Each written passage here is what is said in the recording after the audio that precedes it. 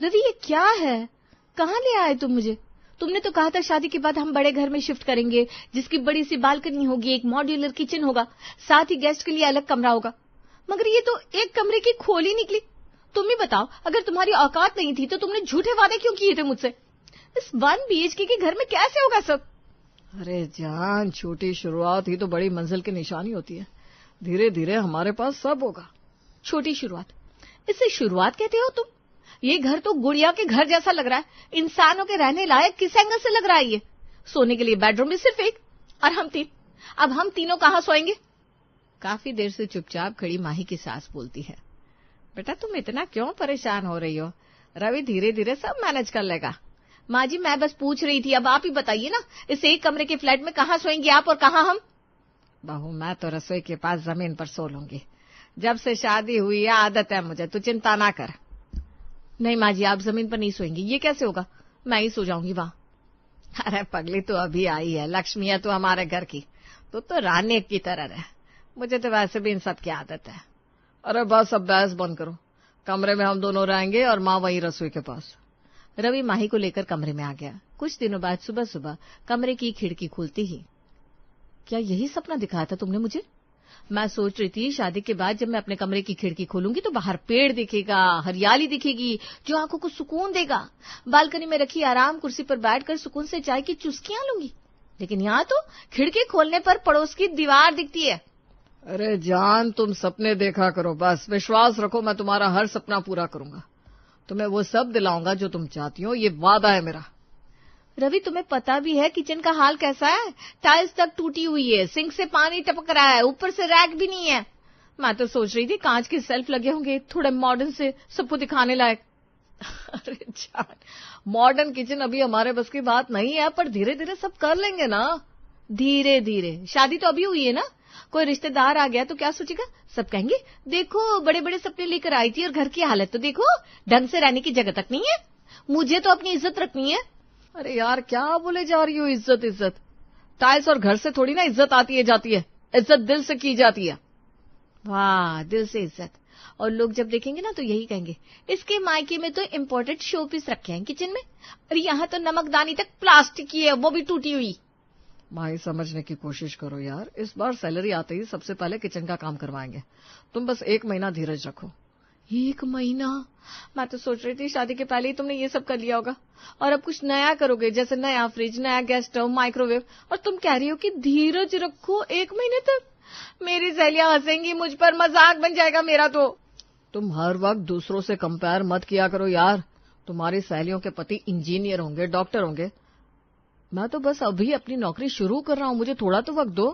ठीक है, लेकिन सुन लो, मैं चाहती हूँ किचन चमचमाता हो, जब कोई आए तो कहे वाह, माही ने कितना सुंदर सजाया है। मुझे इम्पोर्टेड जार्स चाहिए, कांच के बर्तन चाहिए, और टाइल्स भी बदलवानी है। तुम चाहो तो अभी से लिस्ट बना लो, मैं नोट कर लूंगा, पर थोड़ा सा वक्त दे दो यार। अगले महीने सैलरी आई नहीं कि तुम्हारा ये सपना पूरा। बस सच? वादा? अरे वादा, तुम सपना देखो, पूरा करना मेरा काम। कुछ साल बाद। रवि, अब तो ये घर और भी छोटा लगने लगा है। देखो ना, बच्चा बड़ा हो रहा है, उसके खिलौने, उसका पलंग, सब इधर उधर पड़े रहते हैं। हमें 2 BHK तो लेना ही होगा। जानता हूं, पर थोड़ा सब्र करो यार। मेरी सैलरी अभी बस घर चलाने लायक है, थोड़े पैसे PF में जमा होने दो, प्रमोशन हो जाए, फिर देखो 2 BHK पक्का लेंगे। तुम ना हर बार थोड़ा सब्र कर लो, ऐसा क्यों बोलते हो? बच्चे का अपना रूम तो होना चाहिए ना, मम्मी जी का अलग, हमारा अलग। क्या ये सब 1 BHK में पॉसिबल है? सीता जी, जो काफी देर से माही की बातें सुन रही थी, अरे बहू, बच्चा तो अभी छोटा है, माँ बाप के पास सोएगा तो और अच्छा है, बड़ा होगा तो अलग कमरा ले लेना। नहीं माँ जी, अभी से उसकी हैबिट डालनी है। प्रिया के बेटे को देखा, 2.5 साल का है, लेकिन उसका अपना रूम है, अपना बेड है। मैं चाहती हूँ मेरा बेटा भी वैसा ही रहे। माँ, ये हर बार प्रिया का एग्जाम्पल तो मत दिया करो। प्रिया का पति मल्टीनेशनल कंपनी में काम करता है, उनकी इनकम अलग है, हमारी अलग, कंपेयर करना बंद करो। तो क्या हुआ, मेरा बच्चा कम है क्या? मैं चाहती हूँ उसका भी अपना रूम हो, अच्छे टॉयज, और सबसे बड़ी बात, वो अच्छे स्कूल में पढ़े। लो, अब स्कूल का भी चैप्टर शुरू हो गया। माही यार, अब बस करो, मुझे ऑफिस के लिए देर हो रही है, मैं चलता हूँ। रवि के ऑफिस जाने के बाद माही अपनी दोस्त प्रिया के घर जाती है शाम को। रवि आज प्रिया से मिली थी। उसका बेटा अभिषेक 2.5 साल का है, और इंटरनेशनल स्कूल में पढ़ने जा रहा है। सोचो, इंटरनेशनल स्कूल। मुझे भी अपने बेटे को वहीं एडमिशन दिलाना है। International school? अरे माई, हमारा बेटा तो अभी बोलना सीख रहा है, प्ले स्कूल भी चलेगा अभी के लिए। नहीं रवि, मैं अपनी सहेलियों के सामने झुक नहीं सकती। अगर प्रिया का बेटा इंटरनेशनल स्कूल जाएगा तो मेरा बेटा भी वहीं जाएगा। प्लीज रवि, मैं ऑलरेडी प्रिया को बोल कर आई हूँ, हम भी वहीं एडमिशन लेंगे। तुमने प्रिया को बोल भी दिया? मतलब मुझसे पूछे बिना फैसला भी कर लिया? रवि प्लीज, मैं जानती हूँ तुम कर सकते हो। तुमने वादा किया था ना तुम मेरे सपने पूरे करोगे, तो अब ये भी कर दो ना। बहू, बच्चों की पढ़ाई दिखावे से नहीं होती। इंटरनेशनल स्कूल में डाला तो रवि फीस का बोझ कैसे उठा पाएगा? माँ जी, ये दिखावे की बात नहीं है, ये फ्यूचर की बात है। जब प्रिया का बच्चा आगे बढ़ेगा और मेरा बच्चा पीछे रह जाएगा तो मुझे कैसा लगेगा? मैं नहीं चाहती मेरा बेटा पीछे रह जाए। ठीक है, एडमिशन का देख लेंगे, पर पहले मेरी सैलरी तो बढ़ने दो, थोड़ा स्टेबल हो जाने दो। अभी तो सब कितने मुश्किल से मैनेज कर रहा हूँ मैं। नहीं रवि, मैं इंतजार नहीं कर सकती। एडमिशन का सेशन यही है, अगर चांस मिस हुआ तो फिर साल भर वेट करना पड़ेगा। प्लीज रवि, इस बार मेरा काम मान दो ना। ठीक है, देखूंगा, कोशिश करूंगा, लेकिन ये मत सोचो कि सब कुछ एक झटके में हो जाएगा। अरे हाँ, अभी कोशिश तो करो, बाकी मैं देख लूंगी। मेरा बेटा भी प्रिया के अभिषेक की तरह इंग्लिश बोलते हुए बड़ा होगा। माही की डिमांड हर बीतने वाले समय के साथ बढ़ती जा रही थी। एक दिन, रवि मुझे लगता है घर में 90 इंच का टीवी तो होना ही चाहिए। 90 इंच? अरे इतनी बड़ी तो दीवार भी नहीं है हमारे घर में। तो क्या हुआ, लग जाएगा। मैं चाहती हूँ जब कोई आए तो बोले, वाह क्या रॉयल सेटअप है। अरे बहू, रखने की जगह कहाँ है, ये घर तो खुद खंडहर जैसा बना हुआ है। माँ जी, खंडहर इसीलिए लगता है क्योंकि चीजें छोटी छोटी और पुरानी है। सब कुछ नया होगा तो लुक भी बदल जाएगा। नया सामान रखने से घर नहीं बदलता, घर बदलता है जब सोच बदलती है। और तेरी सोच तो सस्ती रसोई में कांच के बर्तन जैसी है। सोच बदलने से इंस्टाग्राम रील थोड़ी ना बनेंगे माँ जी, आजकल दिखावा ही सब कुछ है।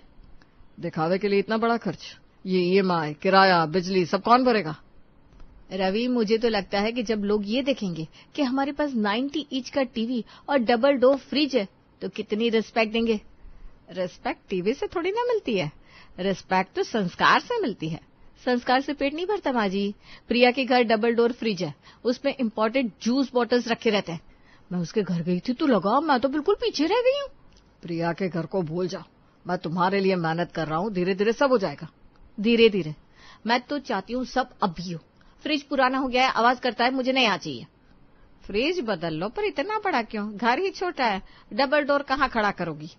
किचन में जगह बन जाएगी, अगर जरूरत पड़ी तो गैस वाला रैक हटवा देंगे। गैस वाला रैक हटेगा तो खाना कहाँ बनेगा? एडजस्टमेंट सीखो, जिंदगी में थोड़ा कॉम्प्रोमाइज करना पड़ता है। कॉम्प्रोमाइज तो हम कर रहे हैं बहू, बस तू नहीं करना चाहती। तो समझती क्यों नहीं, ये सब दिखावे की जिंदगी है। लोग समझना ही नहीं चाहते। आजकल सोसाइटी में स्टेटस कितना मायने रखता है।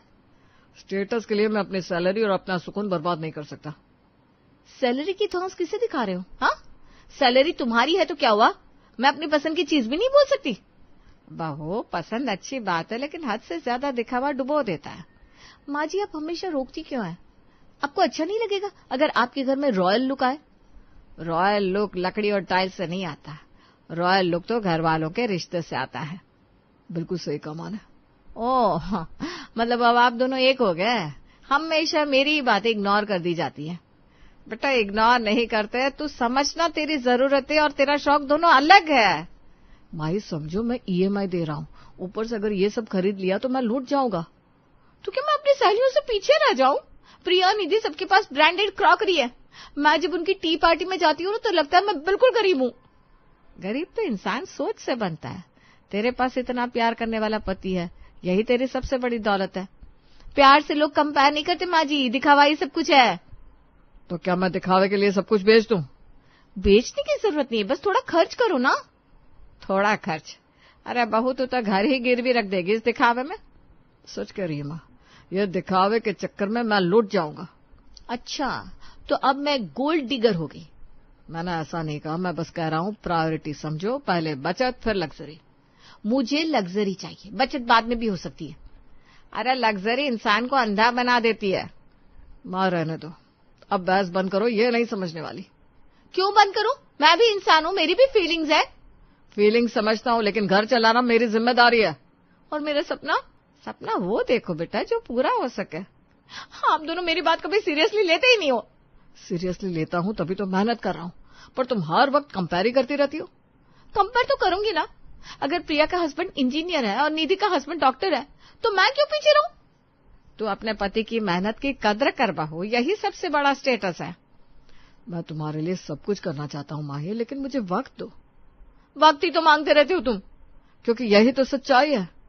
बहू दिखावे की आग बुझा ले वरना घर राख हो जाएगा। अच्छा, तो अब मैं खलनायक हूं? नहीं माही, तू मेरी पत्नी है, पर तुम्हें भी समझना पड़ेगा।